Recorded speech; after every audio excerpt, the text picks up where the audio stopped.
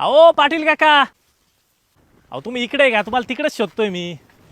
अहो काय नाही, हे झाडांना पाणी द्यायचं होतं ना, म्हणून आलो होतो. बोला काय म्हणता? अहो काय नाही म्हटलं, कुऱ्हाड आहे का? कुऱ्हाड कुऱ्हाड आहे ना, का बरं पाहिजे?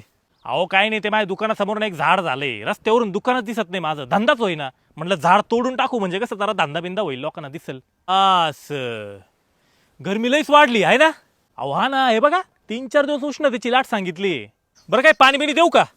अहो नाही नाही, आता झाडाखाली थांबलो होतो ना, रस पिऊन आलो मी. काही नाही. बरं पोरं सोरं बरं आहे ना सगळे? हा पोरांचं काही नाही, त्यांना घरासमोर एका झाडाखाली मस्त झोका बांधून दिलाय, दिवसभर त्या सावलीत खेळत असता. यांचं काय. बरं बरं बरं, तुमची गाडी कुठे लावली? गाडी त्या तिकडे लावली झाडाखाली सावलीत. आणि कुऱ्हाड कशाला पाहिजे? ते झाड तोडायचंय ना. काय राव, अहो या झाडांवर तर अख्खं आयुष्य चाललंय आपलं.